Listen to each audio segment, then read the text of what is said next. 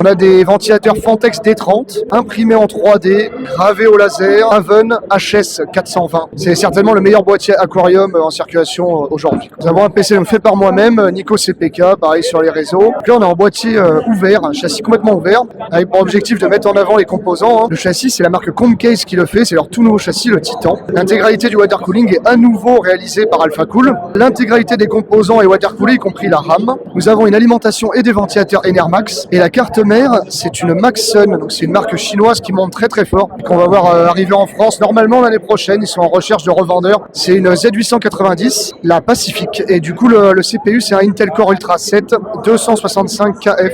Excellent CPU pour l'applicatif et le jeu vidéo. Alors celui-là, on reste chez moi, Nico CPK toujours. Alors là, on est encore plus ouvert cette fois-ci. Le châssis, c'est un Liquid House ISO, ça nous vient des États-Unis. Et c'est finalement un cadre en métal hyper robuste sur lequel on a fixé une carte mère Maxsun ITX Ice, un CPU cette fois-ci AMD Ryzen 9, refroidi par un Noctua NHD15 et alimenté par une Seasonic de 1300 watts. La carte graphique, c'est une RTX 5090 avec un waterblock de la marque Comino, c'est peu connu, c'est une marque de serveur. Le connecteur 12VHPWR est surveillé par un Wireview Pro de Thermal Grizzly. La V2 vient de sortir, ça c'est la V1. Ça nous donne la consommation de GPU, la température, etc. On a des câbles custom mode DIY, des ventilateurs Noctua, et de l'autre côté, nous avons un réservoir custom qui a été designé par un Canadien qui s'appelle Redshift Project. Ce réservoir est intégralement en cuivre, donc il nous pèse environ 4 kg. C'est une pièce unique. Là, on a une configuration parmi les plus puissantes actuellement, et pourtant dans un budget de place sur le bureau extrêmement limité, puisque le châssis fait 20 cm au sol, un carré de 20 cm. Pourtant, il est tout aussi puissant que son voisin, qui lui est le PC de la démesure, donc assemblé par Cortex Informatique, que vous pouvez retrouver à Beauvais, et également sur tous les réseaux. Alors là, on est full AlphaCool, mais encore plus que jamais, puisque nous avons un châssis AlphaCool en carbone, qui s'appelle le Skeleton Apex. C'est de la fibre de carbone, c'est pas du covering. Les tubes de water cooling sont en carbone. Nous avons un Intel Core Ultra 9 comme CPU, on fait pas mieux. Une RTX 5090, pareil, on fait pas mieux. Nous avons 8 Tera de SSD Gen 5, qui sont eux aussi water coolés.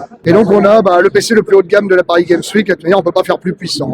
Énormément de travail custom avec l'impression 3D aussi. On voit qu'il a fait des petites grilles ici. Ça, c'est des grilles custom en impression 3D. Et c'est ce qu'on essaye de montrer ici, montrer que le modding PC peut repartir dans plein de directions, que le hardware aujourd'hui devient hyper créatif. Pour autant, ça reste accessible à tous.